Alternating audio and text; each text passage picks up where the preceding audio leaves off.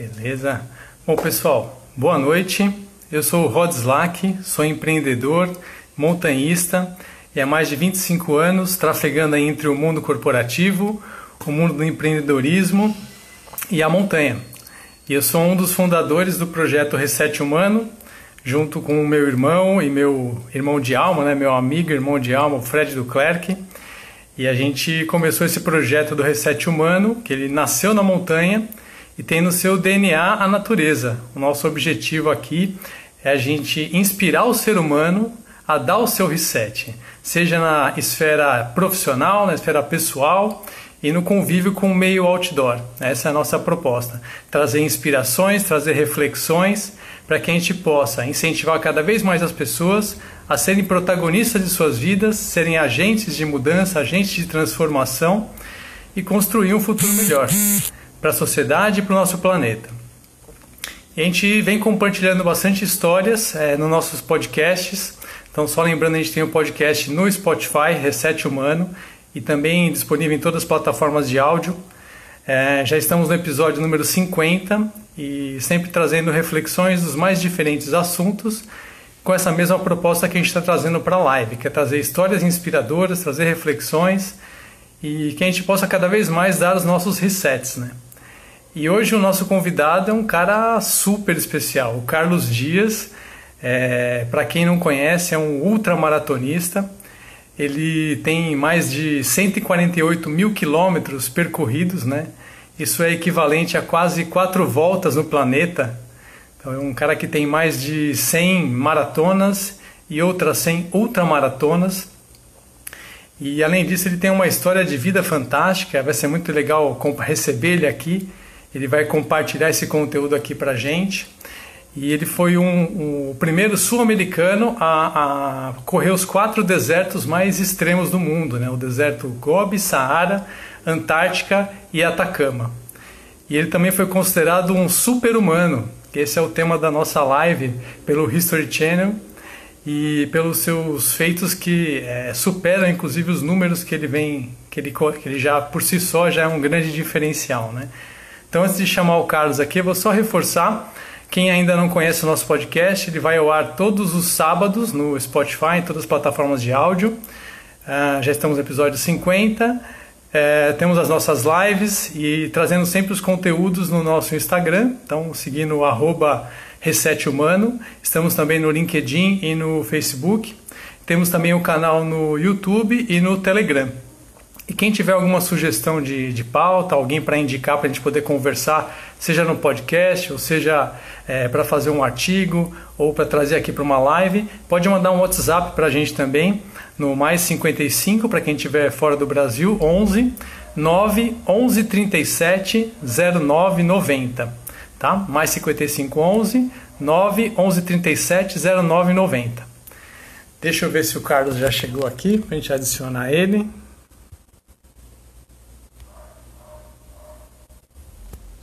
Olá, Ô, Carlos, tudo bem, meu amigo? tudo ótimo. Boa noite, Rod. Tudo bem? Boa noite. Pô, cara, que prazer receber você aqui no Reset Humano. Sei que a sua agenda aí tá sempre corrida, né? Fazendo um trocadilho que a gente não pode perder a oportunidade, né? Sei que você está fora de São Paulo, inclusive está aí na Bahia se preparando também para mais uma corrida. Depois a gente vai falar um pouco ao longo da live aqui, um pouco desse projeto muito bacana também que você está fazendo. E, cara, acho que primeiro te dar as boas-vindas e te agradecer você ter aceitado o nosso convite de estar aqui com a gente no projeto Reset Humano. Bom, primeiro, boa noite, Rod, todo mundo que está aí na live. É uma honra, né? Uma alegria poder estar compartilhando um pouquinho da nossa jornada. E o projeto Reset Humano é um projeto muito bacana, que vem de encontro, né? Justamente também a minha filosofia de vida, né? Que a gente só próximo da natureza ou totalmente inserido na natureza que a gente se torna um ser humano mais completo e com menos conflitos, né?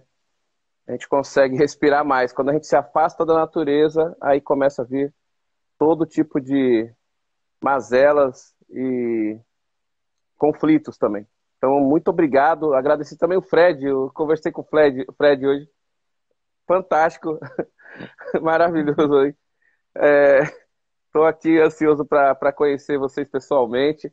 Quero agradecer a Andressa, né, lá de Aracaju, a grande amiga, que em 2013 eu fui correr as 24 horas lá e fez amizade. E até hoje aí a nossa amizade tá sempre firme. Eu agradeço muito. Pô, muito bacana. Agradeço mesmo, Andressa, pelo contato aí, pela ponte que fez com você. Agradeço a todos os nossos embaixadores também que estão sempre nos apoiando aqui, fazendo esse projeto crescer cada vez mais, né?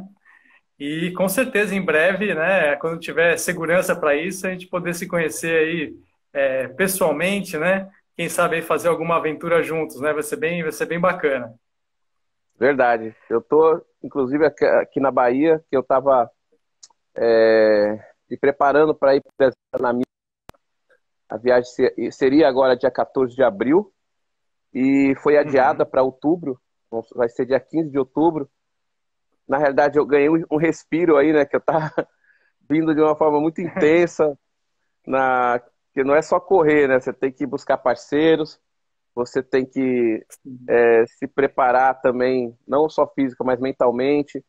Tem todas as demandas aí fora a corrida. Então, é quando o pessoal da organização lá em Hong Kong deu a notícia que ia adiar, até por respeito à Namíbia, ao deserto da Namíbia, o povo da Namíbia Uhum. que abriu as portas para todo mundo para estar recebendo lá. A gente vai esperar um pouco mais. Outubro, espero que esteja avançada essa coisa da vacinação, né? A gente Uhum. tem que ter muita fé aí para estar avançado e a gente está todo mundo mais tranquilo para correr e cruzar esse deserto maravilhoso que é o deserto da Namíbia, né? Com certeza, em breve já vai estar lá.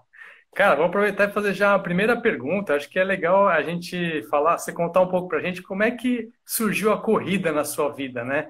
Como é que você teve esse start aí de começar a correr e daí como é que você chegou numa ultramaratona?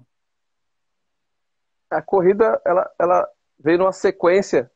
Ela foi, na realidade, no início, a preparação para outros esportes, que nem desde a época da educação física, né? Ela já fazia parte ali.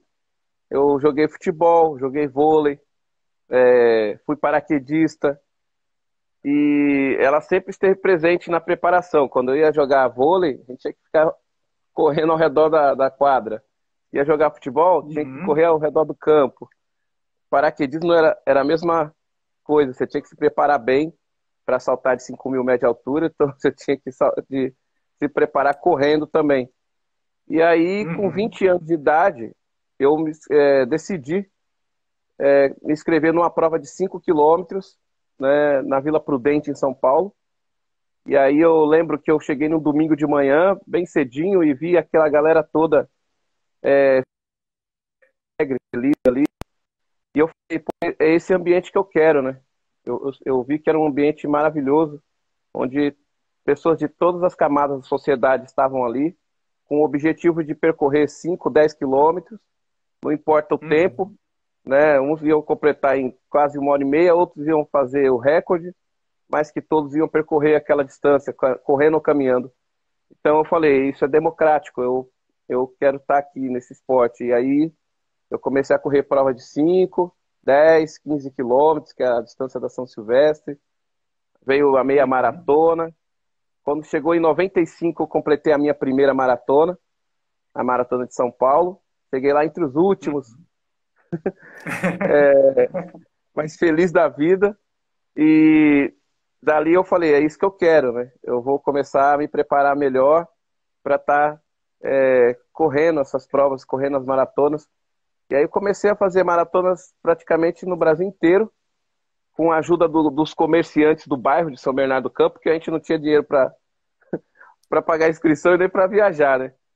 Só Uhum. para resumir um pouquinho, é, a minha vida lá atrás, né? Eu perdi meu pai com 2 anos de idade e eu nasci em São Bernardo do Campo, né? E na época tinha eu e minhas duas irmãs, uma de 4, uma de 6 anos, e a minha mãe, ela trabalhava como faxineira na empresa e não sabia ler e escrever. E aí teve um assalto na empresa. Meu pai foi assassinado nesse assalto. Ele era segurança era a vigia da empresa.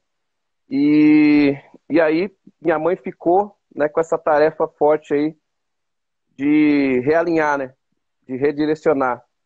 Então ali nasceu um grande Uhum. personagem, uma pessoa que soube lidar com essas adversidades, com todas essas intempéries e passar para a gente Uhum. um olhar muito mais amplo da vida, né? Um olhar que a gente poderia ser capaz de transformar nosso cenário e ser protagonista da nossa história. Isso não importa onde a gente nasceu, qual o estado de vida que a gente tinha. Então, ela sempre passou isso e conseguiu, né, fazer com que a gente acreditasse nos nossos sonhos. E Uhum. um dos meus sonhos era fazer diferença no esporte. E esse fazer diferença, muitas vezes, não é ser o recordista, não é ser o primeiro lugar, que a gente Uhum. tenha isso martelando na nossa cabeça, na sociedade. Você tem que provar que você é melhor que esse ou aquele. E eu fui buscar viver, saborear a minha vida de forma verdadeira. E a corrida me ofereceu desafios verdadeiros, onde eu aprendi Uhum. a conhecer quem era o Carlos e eu aprendi a respeitar o solo onde eu estava percorrendo, né? Cara, que bonito isso, cara. Eu fiquei até arrepiado aqui, cara. Realmente, que história bonita, antes de mais nada, que superação. Concordo com você que a corrida ela é fundamento, né, para praticamente todos os esportes, né, e para a saúde de uma forma geral. Cara, que história bacana de superação e mostra que realmente o vencer não é sobre chegar em primeiro, né? E sim você conseguir superar os seus limites e enxergar a vida de uma forma mais positiva e evoluir, né? E crescer com isso, né? Sim, é que a gente foca muito no físico, na Uhum, estética. Físico, estética, faz com que o ego fica lá gigantesco, né? E a gente perde muitas uhum, oportunidades de saborear a vida de verdade, de conhecer realmente o ser humano que está do outro lado, né? E criar aquela coisa chamada empatia, se colocar no lugar do uhum, outro. E aí a gente, ao perfeito. invés de diminuir os conflitos, a gente acaba aumentando os conflitos. Então, eu desde pequeno, minha mãe não era, ela não era vamos falar assim, a PhD da academia, da universidade, era a PhD do dia a dia, da vida ali. Então, ela passou Na vida, né? muitos ensinamentos. Então, ela sempre falou, nunca Uhum, baixe a cabeça, sempre leve o seu sorriso como passaporte, nunca deixe nada pela metade, sabe assim, seja protagonista, né? Acredite, não tenha dúvidas, vai, acredite no seu valor. As pessoas vão falar que uhum, você não tem valor, vão tentar diminuir, colocar no cantinho, mas uhum, você tem que acreditar, você tem que ser o principal incentivador da força que você tem ali. Vem primeiro de você, você tem que provocar e provocar. Quando você uhum, provoca, você causa as reações e que tem retornos, as pessoas vêm até você porque você provocou. Agora, se você ficar ali desanimado, lamentando, carrancudo, isso daí vai gerar outros tipos de posturas, né? Então eu cresci com exatamente. acreditar, eu cresci acreditando que eu poderia realmente mudar meu cenário. Eu brincava numa rua sem saída em São Bernardo do Campo, e a partir Uhum. daquela rua sem saída, eu sonhei muito naquela rua sem saída. Eu vi um avião passando, eu falava assim, um dia eu vou entrar ali para ver como que a criança, né, no destino daquele avião, como ela brinca. E de repente, Show. passados aí, eu tô com 48 anos de idade, passados 38 anos desse sonho, quando eu tinha 10 anos de idade, eu rodei praticamente o mundo todo por conta de um esporte que não é conhecido no Brasil, que as pessoas falavam que como você vai querer fazer isso daí? É, o esporte, as pessoas falam, o esporte todo mundo é coitadinho, aqui é Uhum. o país do futebol. E eu olhava aquilo e falava, por que que eles estão falando isso, né? Eu falei, não, eu vou construir uma jornada, construir um caminho. E muitas vezes não é o Uhum. caminho que as pessoas estão esperando. Que é, você pegou o pódio, você ganhou alguma corrida. Uma vez mandaram uma mensagem, né, para mim e falou: você nunca ganhou nada. Você nunca ganhou nada. Eu nunca vi você ganhando uma prova. Realmente, nunca ganhei uma prova. Mas o que eu ganhei nesses 48 anos, nesses 28 anos de corrida, é muito Uhum. maior do que ganhar uma prova, né? Eu ganhei pessoas, amizades, lugares. Eu ganhei experiências Uhum. que ninguém tira de mim. Isso é o que eu mais agradeço todos os dias. Perfeito, é isso que inspira as pessoas, né? Carlos, eu vou fazer uma pergunta aqui, que é uma curiosidade que eu tenho aqui, que é essa história de super-humano, né? Que é do History Channel, lá do Stan Lee.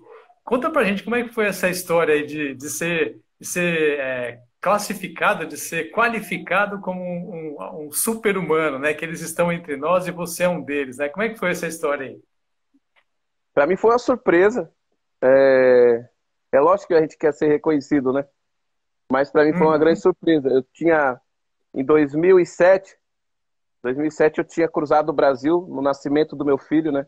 Meu filho nasceu dia 2 de janeiro. E aí eu peguei e falei, eu vou ajudar a fazer o parto, né?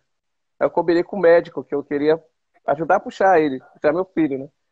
Aí o uhum. médico ficou meio assim, mas na hora consegui convencê-lo. E aí eu ajudei o médico a puxar meu filho. E quando eu segurei meu filho nos braços, todo ensanguentado, e senti o calor dele, a emoção foi muito grande. Foi a maior emoção que eu senti na vida, foi o nascimento do meu filho, assim, foi muito forte. Uhum. E aí eu olhei pro médico e falei que ia cruzar o Brasil, né, do Oiapoque ao Chuí, por conta daquele momento, né, de a Uhum. oportunidade de ser pai, né. E aí o médico deu uma risadinha, e falou, ó, dá um remédio para ele que tá delirando. Aí 5 meses depois eu cruzei o Brasil, eu fui para lá pro Oiapoque, fiz uma palestra lá para as escolas e outra para o Exército Brasileiro na fronteira de lá da Guiana Francesa, né? Aí Uhum.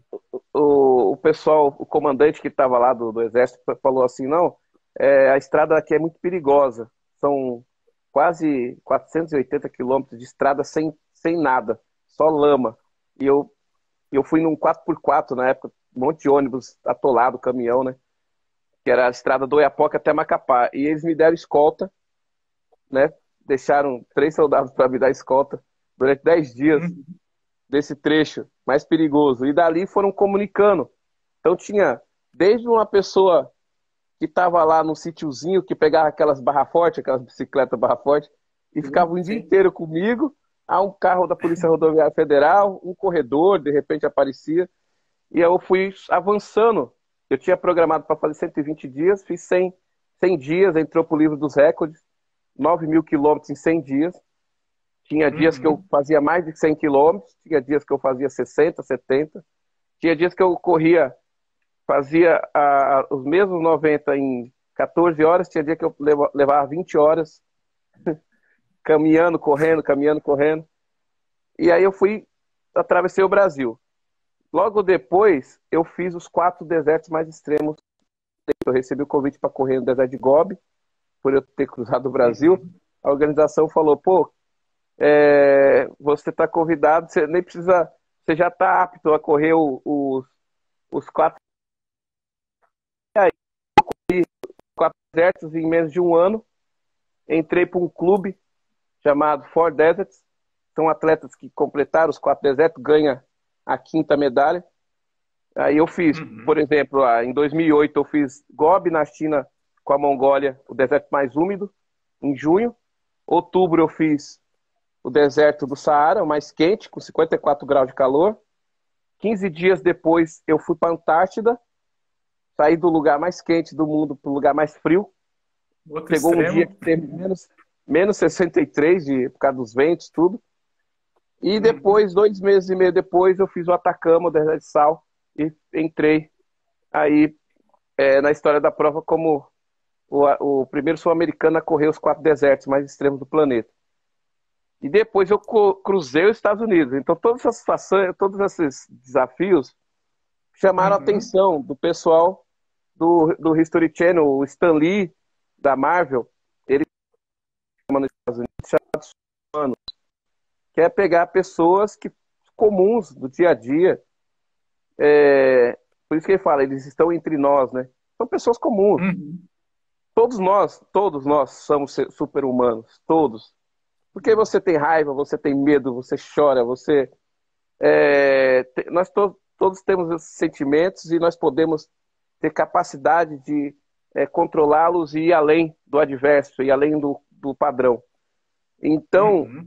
ele pegou e fez primeiro nos Estados Unidos, elegeu na corrida lá o Jim Carnazes, né? O Jim Carnazes foi eleito por ele ter não ter muito ácido lático, aquela coisa toda, né? Na musculatura. E depois ele veio para o Brasil, ele veio para a América Latina, escolheu um super-humano por modalidade. Por exemplo, o Luiz Cane, no Uhum. paraquedismo, o homem mais forte do mundo, a mulher elástico. E na corrida, eles me escolheram. Para mim, a grande alegria, né, que eu tive, porque a gente nunca espera uma coisa dessa, né? Eles mandaram um e-mail para Uhum. mim e eu pensei que era aquelas coisas de prêmio, você ganhou 1 milhão, né? Aquele negócio que você já deleta o e-mail e pronto, né? Eu ia deletar o Sim. e-mail, só que aí eu vi o símbolozinho do History, né? E o símbolozinho Uhum. da HBO, da Marvel, tinha vários. Aí eu resolvi abrir o e-mail. Aí eles falaram no estilo americano, bem, se você pegar a tradução, fala assim: nós vamos ao Brasil para provar que você é um super-humano. Aí eu falei, Nossa, eu não preciso sensacional. provar. Eu não preciso provar nada para ninguém, pô. Né, assim, pra que eu vou provar, querer provar alguma coisa que eu não quero disputar nada, né? Uhum. Aí a menina pegou, entrou em contato, uma menina em castelhano, uma produtora da Argentina, e falou, Carlos, não, você não entendeu. Nós escolhemos você foi escolhido entre diversas pessoas no mundo, para você é a pessoa que nós temos certeza que é um super-humano. Porque você foi todos esses ambientes e voltou para casa sem nenhum tipo de lesão Uhum. e você tem uma causa por trás. O principal Uhum. ponto é que eles falaram, ele não se machucou e ele tinha uma causa, que era levar a bandeira de transformar quilômetros em cura, né? Vender os quilômetros Uhum. para ajudar o Hospital Graac, várias entidades também no Brasil. Então, eles vieram para o Brasil, fizeram um documentário, registraram, né, a minha ida daqui até Atibaia. Foi um dia Uhum. bem cansativo. E aí me elegeram super-humano. Para mim foi uma grande alegria, uma emoção, porque quando você ganha um título desse, um reconhecimento desse tamanho, Uhum. você passa toda a sua história de vida. Você lembra da brincadeira na rua sem saída. Você lembra das Uhum. frases que sua mãe falava. Você tem aí dentro de você uma chama muito forte que é capaz de você alcançar o que você quiser. Se você realmente focar, sem dúvidas, né? Não fica nessa coisa de tentar ou de gostaria. Vai lá, Uhum. faça ou não faça, né? Vai ou não vai. Não fica no meio do caminho. Então, quando eu peguei e recebi esse título, foi para mim uma homenagem para minha mãe, para meus pais, né?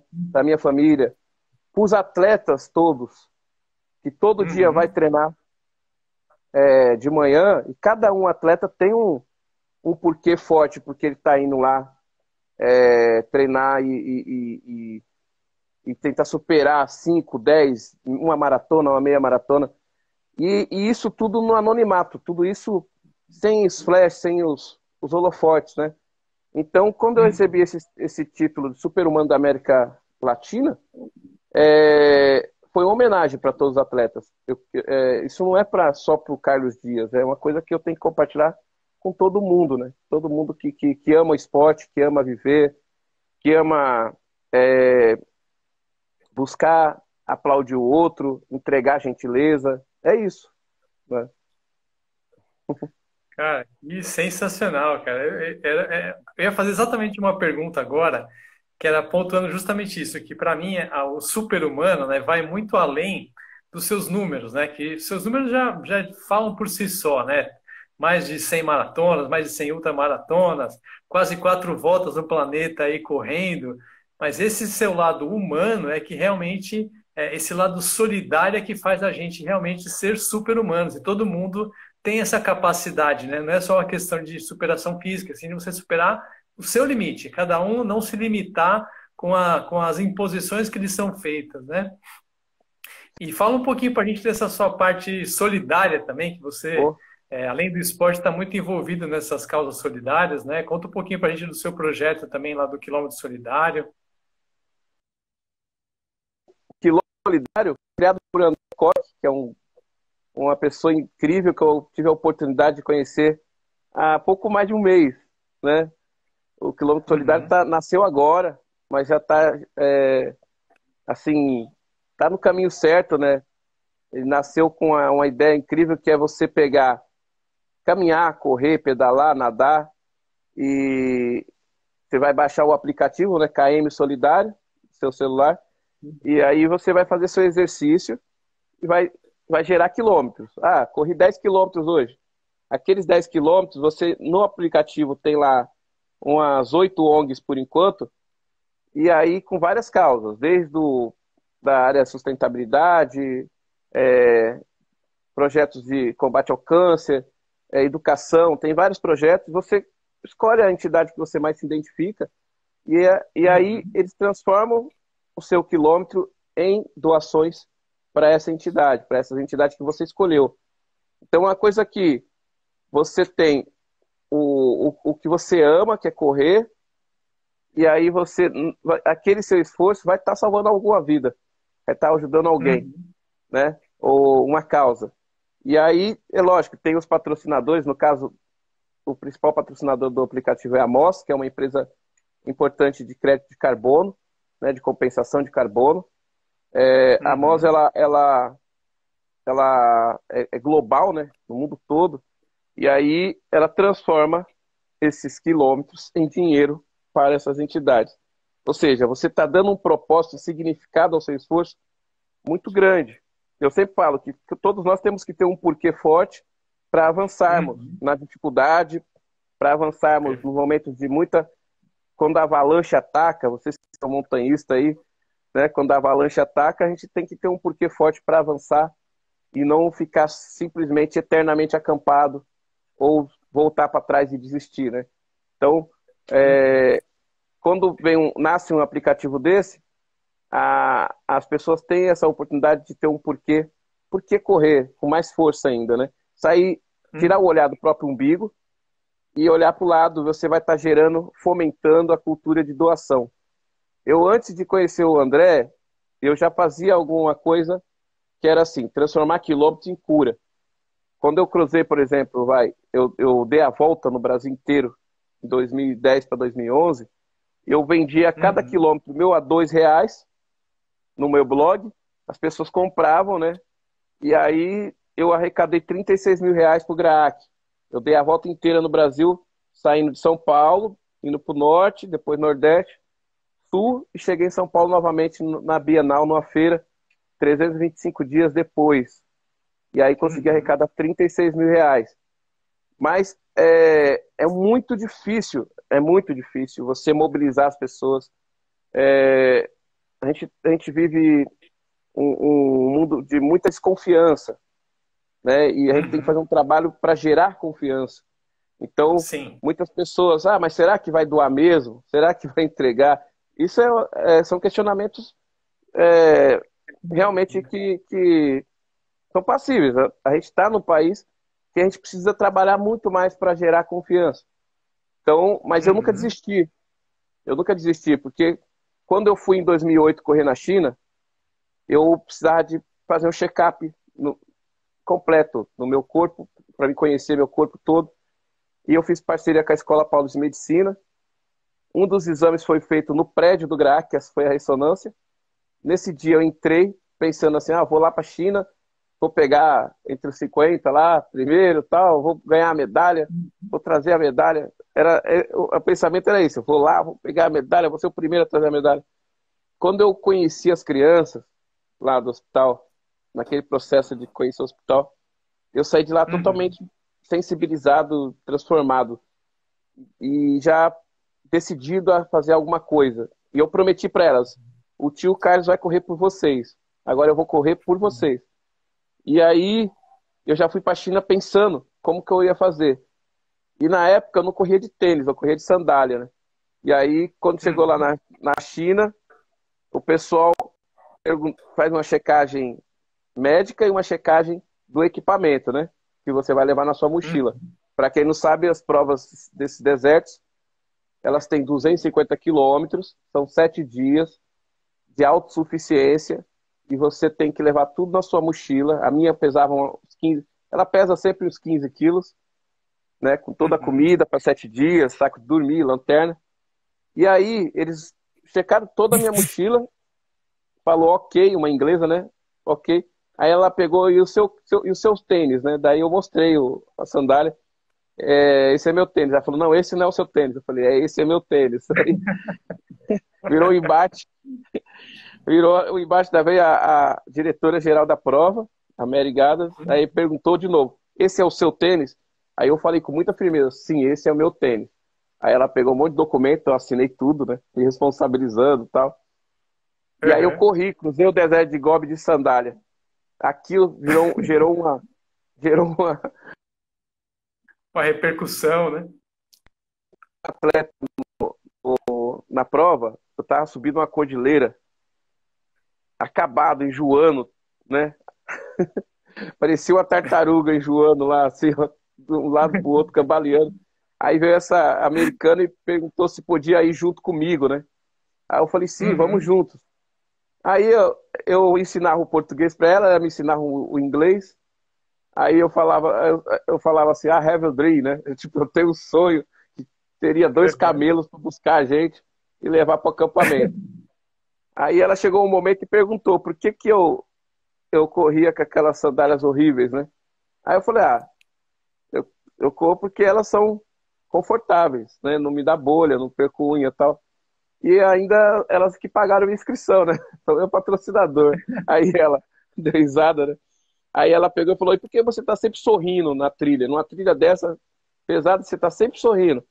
Aí eu falei das crianças do hospital. Falei, porque tem crianças que estão no hospital, no momento mais difícil da vida delas, e elas estão Uhum. brincando, estão vivendo o presente, o momento presente ali, e eu não posso ter carranca, eu não posso lamentar.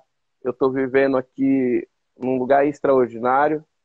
É lógico que a Uhum. montanha te consome, mas eu estou vivendo minha vida intensamente, de forma plena.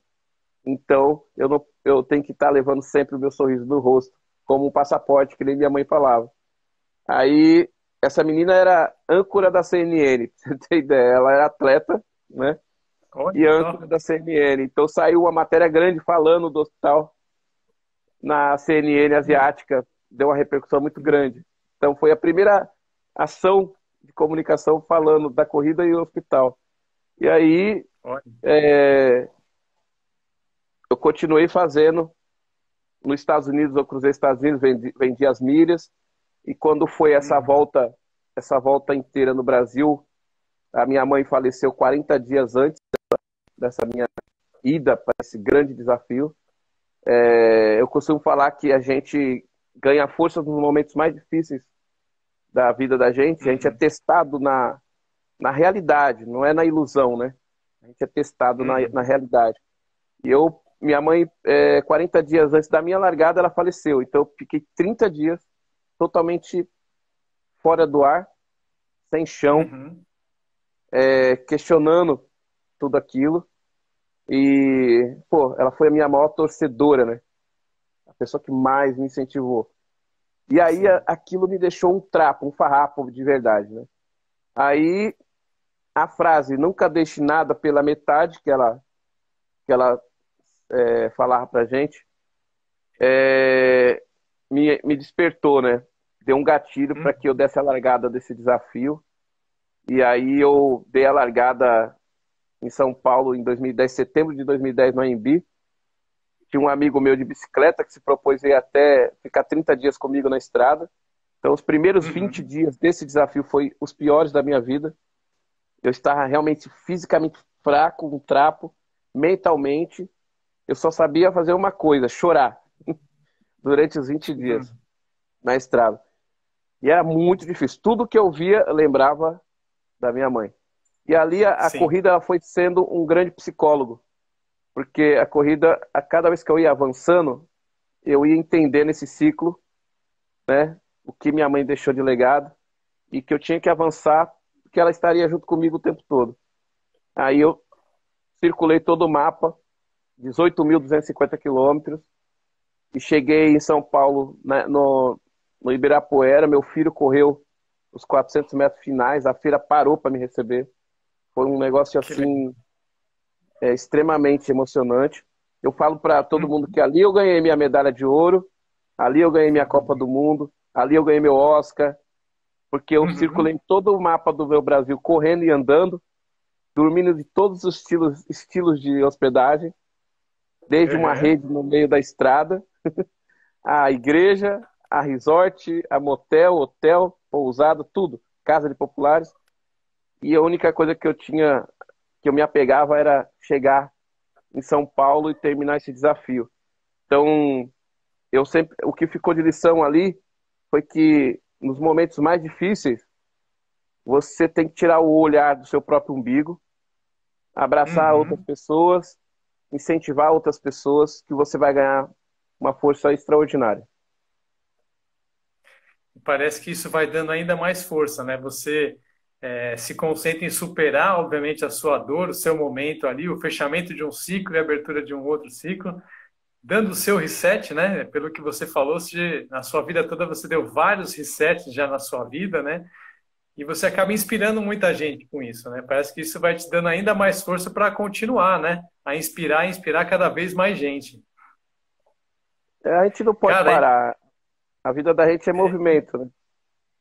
exatamente, a vida é movimento, né? Se a energia fica parada, parece que tudo começa a atrofiar, né? Não apenas os músculos, mas a mente também, né? Sim, a gente tem uma ideia de que as pessoas falam assim, quando você vai parar? Esse questionamento é constante. Toda vez que eu termino um Uhum. desafio, agora não vai ter mais nenhum outro, né? Nos últimos 10 anos, essa pergunta ano a ano vem. E agora parou então, né? De fazer essas loucuras. Aí eu falo, não, essa loucura chama-se vida, chama-se viver. Uhum. Então eu só vou parar quando eu der o meu último respiro. Que enquanto eu estiver aqui, eu vou estar, de alguma forma, realizando, vivendo intensamente, de forma realmente plena, sem negligenciar a minha vida, né? Porque quando você não negligencia a sua vida, você também dá vida para as outras pessoas. Você consegue fazer com que outras pessoas também acreditem na vida delas com força. Então, eu Uhum. só, nossa, que nem você falou, são vários resets, né? Resets que eu dei na vida, desde a minha Sim. infância, desde a minha infância. A morte do meu pai lá no início foi um Uhum. choque muito grande para a família inteira, né? Assim, logo no início da vida, né? Mas a minha infância Uhum. foi sempre muito divertida, muito alegre, cercada de muito carinho, né? E Uhum. aí você ter a oportunidade de sonhar, né? Sonhar, sonhar, sonhar. E aí você, de repente, você está se vendo realizando aquilo que você sonhou, a cada dia, a cada ano. Então, para mim, eu me emociono todo dia. Que eu encontro seres humanos todos os dias incríveis. Que eu acabei de conhecer você, o Rods, o Fred, né? É, Sim. através da Andressa. Então, cada pessoa que chega na minha vida é um presente muito grande. Eu só tenho que agradecer. Pô, e a gente que agradece de poder ouvir essas histórias tão fantásticas aqui e receber todo o seu carisma, inclusive, cara. Eu queria aproveitar e fazer uma pergunta. Você falou de desafios, de próximos desafios, né? Como é que você lida com isso de futuro, né? Você planeja, assim, de longo prazo, ou você vai deixando rolar o fluxo da vida, para onde o rio estiver te levando, você vai se deixando guiar? Como é que você faz? os momentos inesperados, a vida te oferece muitos momentos inesperados. O seu planejamento não pode ser engessado, aquela coisa, Uhum. tem que ser isso, né? Ele tem que ser flexível para você, justamente, que nem você falou. O vento vai te, né? O fluxo do Uhum. rio ali vai com as curvas leves, suaves, não solavancos, né? Mas Uhum. eu sempre penso daqui 10 anos, daqui 20 anos, como que eu quero estar, como que eu quero saborear, como que eu quero estar daqui 10, daqui 20 anos. Então eu sempre vou Uhum. ter algumas coisas desenhadas. Tem coisas desenhadas que é daqui 5, daqui 10. Tem coisas desenhadas para daqui 2 anos. Sempre estou criando alguma coisa. Mas também eu me permito muito, muito, muito o inesperado, a lidar com o inesperado. Que nem Uhum. o ano passado eu tinha projetado fazer 1.000 milhas, que é sair de São Paulo, São Bernardo do Campo, cidade onde eu nasci, até aqui em Porto Uhum. Seguro, né? Justamente onde eu estou aqui no hotel, que há 10 anos eles me dão acolhida aqui quando eu quero treinar. Todos os desertos que eu fui, eu fiz um treinamento aqui com tranquilidade, me dão toda a estrutura. Uhum. Estou longe de todo mundo, assim, não estou aglomerado, né, nesse momento. Mas, assim, tô junto da natureza, estou aqui do lado das aldeias indígenas, então eu treino dentro da trilha indígena, né, isolado, Uhum. e é praia também. Então, assim, eu ia sair da minha casa, eu dei a largada em São Bernardo do Campo, dia 15 de março, e eu ia Uhum. chegar, 30 dias depois, eu ia chegar aqui em Porto Seguro, no hotel, no La Torre, né? E aí, o que Uhum. aconteceu? Veio a pandemia. No dia 17, eu recebi mais de 15 e-mails cancelando tudo. Cancelando alguns patrocinadores, cancelando parceria com hotéis, cancelando Uhum. palestras que eu tinha agendado. E não foram uma ou duas palestras, foram 6 palestras. Eu estava tão feliz, pô, vou ter 6 palestras aqui logo de início. Que bom, né? Começar o Uhum. ano assim, que a minha vida eu tenho que Sim, vender palestra, né? Aí sim. cancelou tudo, cancelou tudo. Aí eu tinha ido com uma amiga minha, a Sheila, que é lá de Garopaba, ela foi pedalando do meu lado. Daí a gente chegou ali em Aparecida do Norte, só tinha eu, ela e o guardinha na Aparecida do Norte, só o guardinha. Já tava tudo em lockdown. Aí eu falei, Sheila, uma decisão é difícil, mas a gente tem que voltar. Aí ela deu risada. Puta. Mas foi maravilhoso esses 4 dias. Eu adorei, obrigado pelo presente e tal. A gente se divertiu muito na estrada, né? Todo dia chovia, a gente dava muita risada. E aí, um Uhum. amigo meu, Aldemar, de Santo André, foi lá e se prontificou naquele momento difícil, porque tinha que colocar a bicicleta, embalar a bicicleta, né? Eu tava correndo e ela Uhum. pedalando. E aí ele falou: não, não pega ônibus, não pega nada, eu vou buscar vocês e deixar vocês na casa de cada um, tranquilamente. Então, nesse momento surgem pessoas, anjo da guarda, né? E ele foi Sim. lá, pegou a gente, deixou a gente em segurança. Eu cheguei em casa, eu falei, eu olhei o panorama e falei, eu vou ficar bastante tempo em casa, né? 2 dias depois, eu já estava desenhando um desafio de correr 47 horas em casa, com o meu Olha filho só. sendo meu staff, né? E Uhum. aí eu corri, fiz uma parceria com a Movit, que é a empresa de esteira, eles mandaram esteira lá em casa, que eu não tenho esteira. Uma amiga minha me mandou Uhum. a tenda, eu tenho uma barraca de camping, saco de dormir, as coisas de deserto. Montei no quintal pro Sim. meu filho ficou lá acampado na frente da esteira. Sendo meu videomaker, sendo o meu staff para dar água e comida. Ou seja, foi uma grande Uhum. oportunidade para que eu tivesse um desafio em casa. Depois de 28 anos, né, ou 27 anos no ano passado, rodando para lá e para cá, eu fiz um desafio no momento mais difícil do mundo. Eu fiz um desafio em casa com meu filho. Eu saboreei esse momento com ele ali, trocamos bastante ali e ele ficou feliz pra caramba. E aí, depois eu fiz uma 24 horas dentro de um hotel já em outubro do ano passado. Foi as duas ações que eu fiz no ano, né? O resto foi treinando em casa, fazendo um exercício mais ou menos e Uhum. desenhando. É, comecei a desenhar o meu livro, deixar meu livro já mais preparado para lançar. Dois Uhum. amigos também me começaram a produzir um documentário que vai lançar agora em abril, falando toda a minha jornada Uhum. na corrida. Então, assim, o tempo nunca é perdido, né? O Sim. planejamento mudou. Não vim correndo para cá. Mas teve outras coisas, que nem a live. Eu nunca tinha feito live na vida. Fiz nessas 47 horas, eu fiz várias lives. E aí passei a fazer live o ano inteiro, né? Uhum. Então, a gente se reinventa, a gente descobre outras habilidades internas, porque Uhum. elas estavam lá, estavam até você ser acionado no momento difícil e aí você se redescobre. Toda a adversidade muitas vezes não é tão ruim para o ser humano. A gente tem um medo Uhum. danado, mas ela, Exato. ela também ela é uma provocação para o ser humano se mexer e querer subir o seu cume da sua montanha. Não ficar lá no sopé, só na graminha verde, com água geladinha, bonitinha lá, água com a graminha fofinha, né? Não, você tem que, Exato. para saborear de verdade, você tem que subir a trilha, aceitar o espinho, aceitar o vento forte no rosto e aquela coisa toda. Sair da zona de conforto, né? Você, Sair se da não zona de tiver conforto. esses desafios, a gente fica estacionado, né? Sim. Isso já dá um gancho para eu te perguntar uma outra coisa aqui. Uma coisa em comum que a gente percebe em todo mundo que vem conversar com a gente aqui no Reset Humano, obviamente, é esse amor pela natureza, né? Essa conexão com a natureza, né? Cara, você já deu alguns exemplos aqui e você já passou por lugares dos mais diversos, né? Você já pôde experimentar a natureza em diferentes versões, modelos, né? Dos mais críticos os mais extremos aos mais simples, aproveitar a natureza e também saber respeitá-la, né? Como que é essa sua relação com a natureza quando você está fazendo as suas corridas aí? A natureza, ela é algo que me deixa muito forte. Muito forte. Eu lembro um momento, eu sempre sonhei, por exemplo, em conhecer a selva amazônica.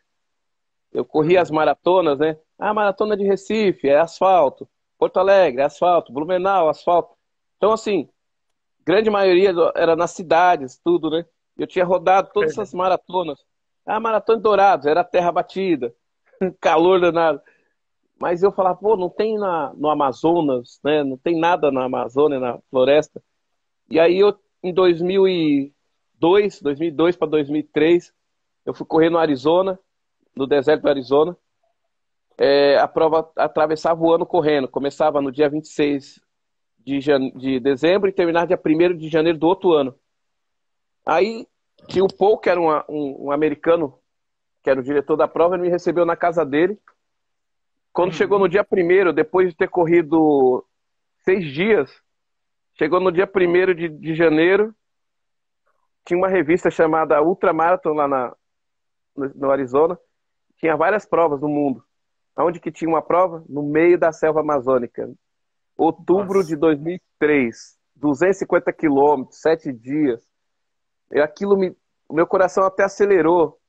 Aí eu pedi chamou para na ele o hora. computador. Na hora, eu pedi o computador e mandei um e-mail com aquelas coisinhas de traduzir.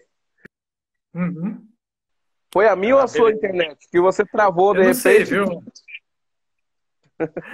Aqui Tá me não ouvindo dá para legal saber, agora, mas hein? que bom que voltou, que bom que voltou aí. Você estava falando da Amazônia lá, você recebeu o chamado e foi para lá. Então, aí eu fui para a Amazônia, tinha 87 atletas, 23 países, e eu tive esse sonho realizado, né, de correr no meio da floresta amazônica, isoladíssimo lá no meio da floresta amazônica, dormimos nas aldeias indígenas, e a chegada foi num município chamado Rio Preto da Eva, uma praia de Rio linda. Eu nunca esqueço que a gente passou 7 dias, na realidade foi 8 dias, que a gente chega um dia antes, né? Mais 2 dias de barco até chegar no acampamento, saindo de Manaus. E aí você fica isolado, você e a floresta. Quando eu cheguei lá no quarto dia dentro da floresta, a maior parte do tempo você está você e a natureza. Que às vezes o atleta tem atleta mais rápido e o atleta mais lento. Chegou um Uhum. momento que estava eu e a floresta amazônica, aquela imensidão, dá aquele friozinho na barriga, né? Se eu me perder aqui, né? É uma imensidão gigante. Que você, quando você chega de avião, você vê o tamanho da grandeza daquilo, né? É muito grande. quilômetros e quilômetros, Uhum. isolado. E eu falei, se eu me perder aqui, né? Como que eu vou sair daqui, né? Ou Uhum.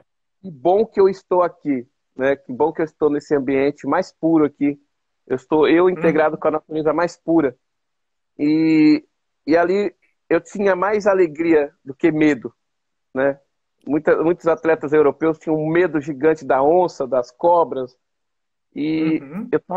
eu saborei cada pedacinho daquela floresta ali durante os 7 dias com muita emoção. E nesse quarto dia, a força foi tão grande que eu comecei a chorar do nada. Eu estava sozinho na De trilha, assim, emoção. é de emoção de estar ali, né? Então, é difícil explicar isso, né? E aí, É só sentir, né? Não tem muito como explicar, né? não tem muito como explicar. Entrava no igarapé e agradecia aquela água limpa, cristalina, o ar puro.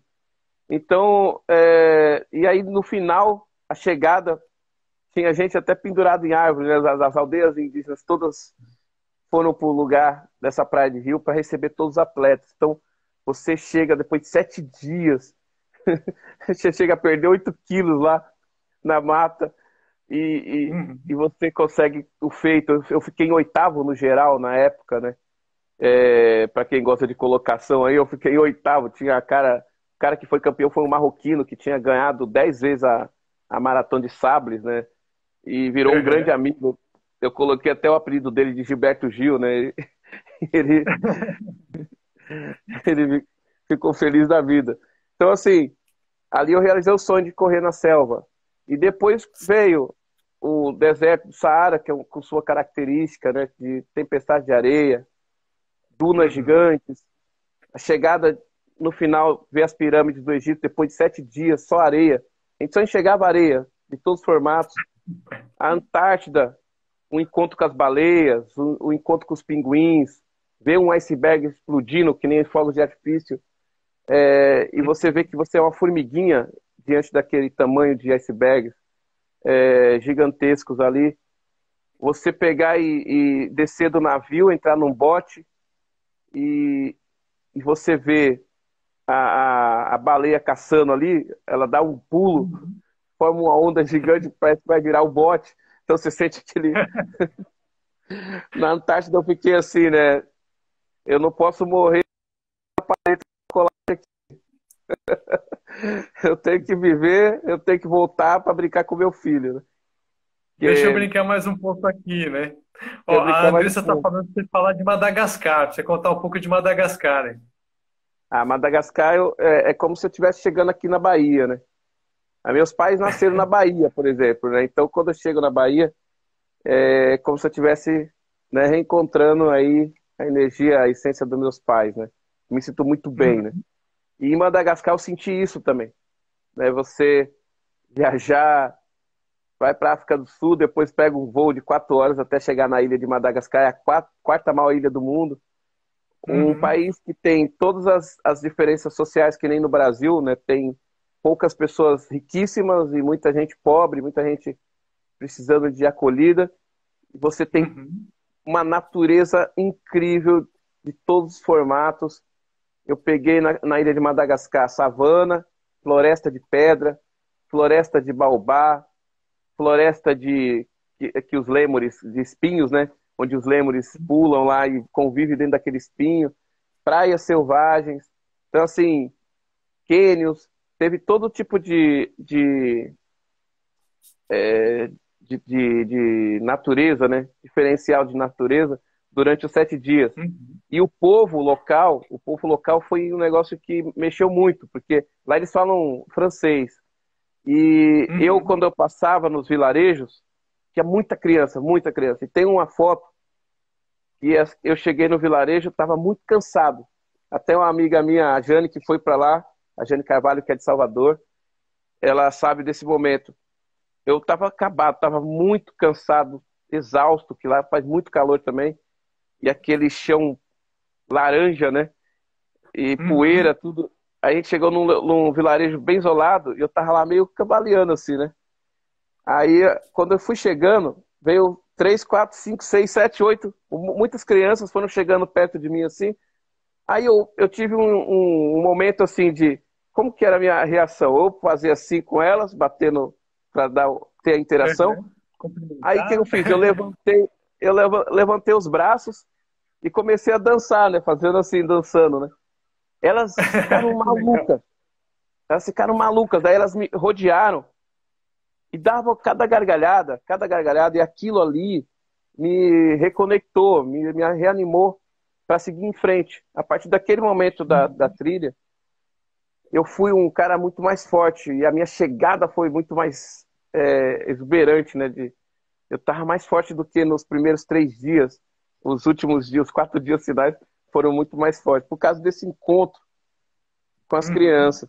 E eu nunca esqueço, no final, no dia da minha chegada, tem até um vídeo, saiu até no off, teve um episódio, quando eu peguei minha bandeira, né, do Brasil, estava muito feliz ali, mandei um beijo pro meu filho, é para você, filho, né?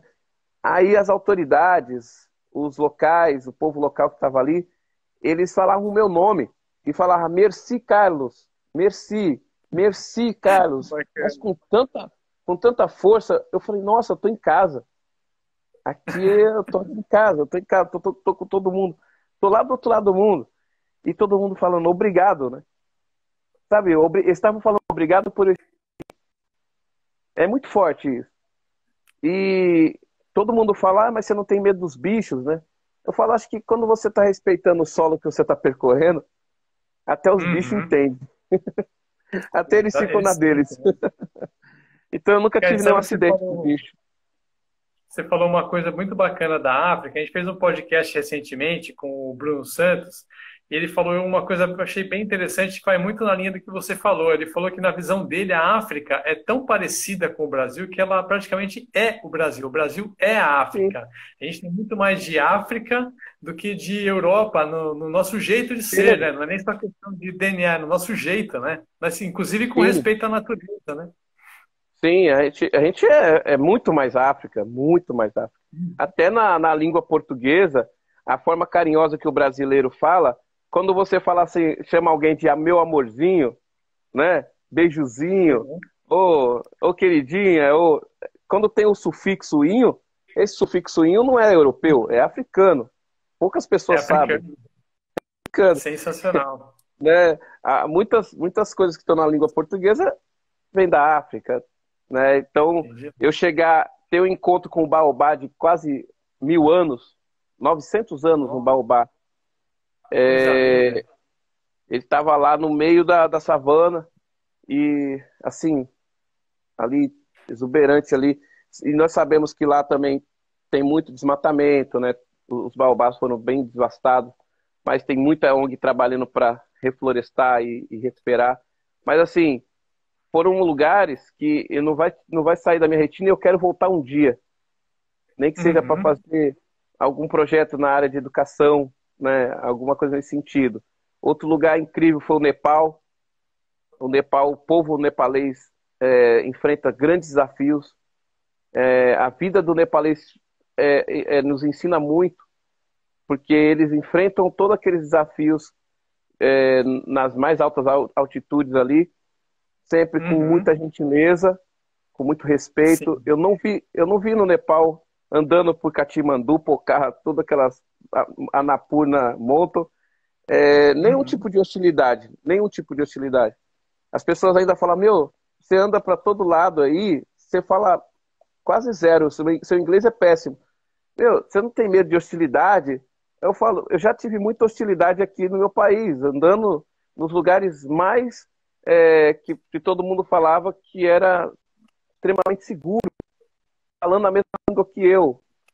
E eu fui para o mundo árabe, para a Ásia, para todos esses lugares e convivi com pessoas que estão isolados lá na natureza, são seminômades, que nem o pessoal da Mongólia, são, são quase os únicos povos nômades que tem no mundo, estão lá nos estepes da Mongólia.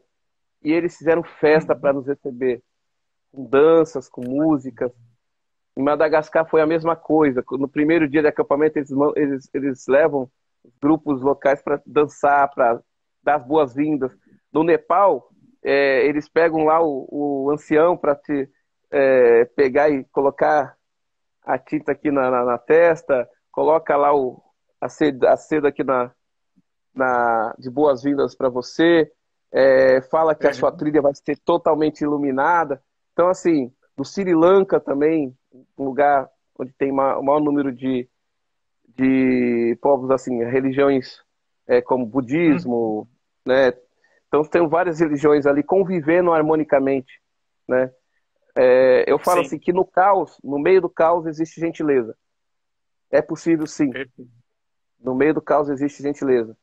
E a natureza, ela é um ponto de conexão, de reencontro, é um ponto de você olhar para dentro de novo e se entender, se fortalecer para fortalecer as outras pessoas, não querer ser mais do que outra pessoa, sabe? Eu sempre falo assim, eu não quero ser melhor que esse ou aquele, eu quero dar o meu melhor para as pessoas, só isso. Uhum. Então a gente está em constante aprendizagem, evolução, a gente erra muito, todos os dias a gente erra, mas Uhum. a gente tem que ter consciência que a gente pode evoluir, não só mudar.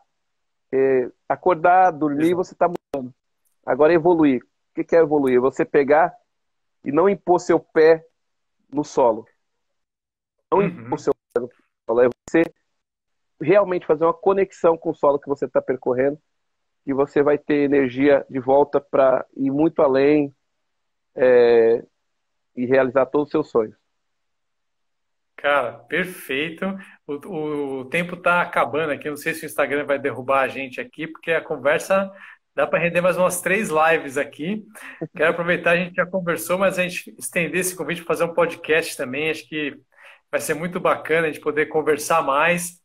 E eu concordo 100% com essa sua visão. É gentileza, é respeito ao solo que você pisa, às pessoas que lá estão, às suas origens, ancestralidade. E esse carinho e essa forma bonita com que você presenteia a vida, né, com a sua presença, cara, é inspiração para todos nós aqui. Sou ainda mais seu fã. Obrigado aí pela participação. Eu quero aproveitar só reforçar o pessoal para seguir o perfil do Reset Humano, né, @Reset Humano aqui no Instagram. O baixar também o aplicativo lá do Quilômetro Solidário, né? Porque eu acho que é super importante a gente Sim. conhecer e se envolver.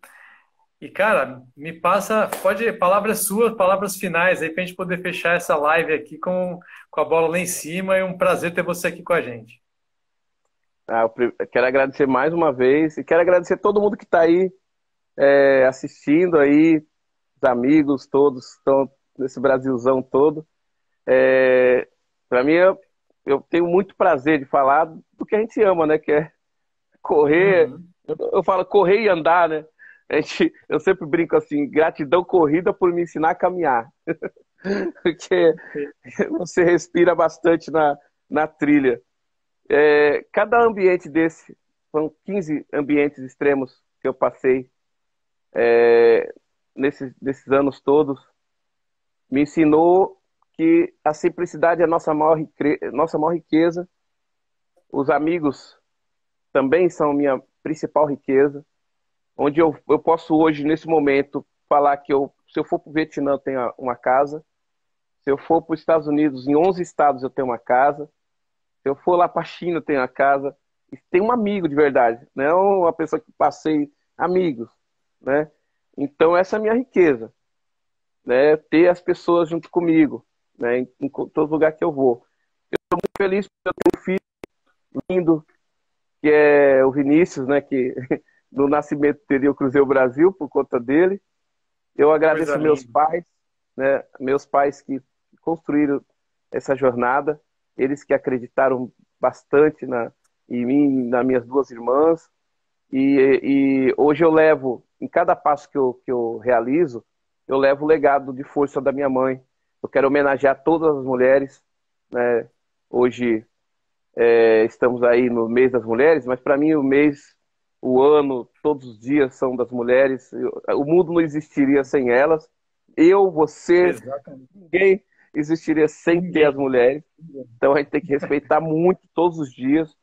É, Uhum. Quero agradecer todas as mulheres por estar passando sempre para a gente conhecimento, essência, visão, né, por nos abraçar sempre.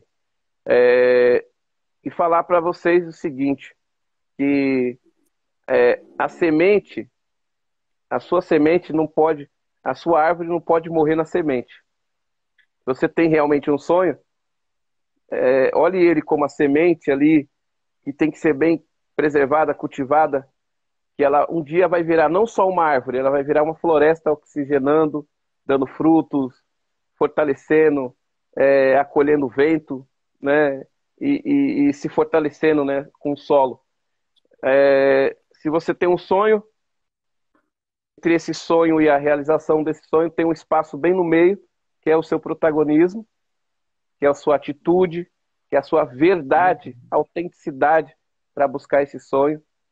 E cuida da natureza, porque quando você estiver cuidando da natureza, desde uma pedrinha, um riacho, uma montanha, uma árvore, você vai estar cuidando de você, cuidando da sua vida, cuidando da vida dos seus filhos, dos seus amigos, de todos.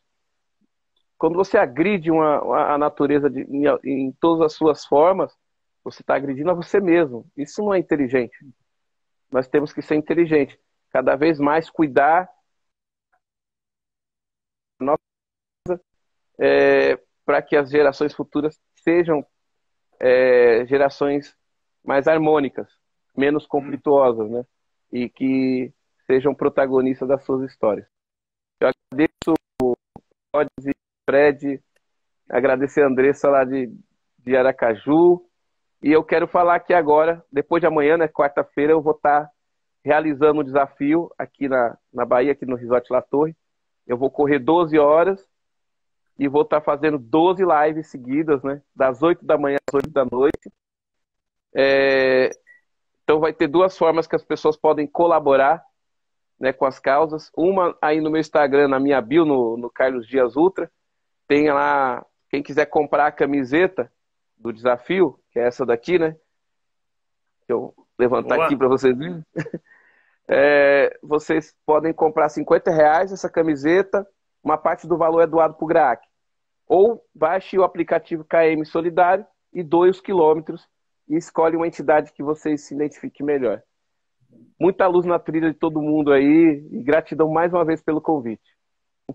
Pô, a gente que agradece aí. Somos todos natureza, é o que a gente sempre fala aqui. E amanhã a gente brinca mais, para a gente poder se divertir em tudo que a gente faz. Obrigado aí pela sua luz, pela sua energia, por compartilhar com a gente essa noite tão gostosa aqui. Grande abraço, Carlos. Um abraço, Rod. Quarta-feira a gente está junto lá na live. Tamo junto, conta comigo. Um abraço. Obrigado, gente. Boa noite para todo mundo aí. Boa Se noite a cuidem. todos aí, valeu, gente. Se Um cuidem, abraço. hein?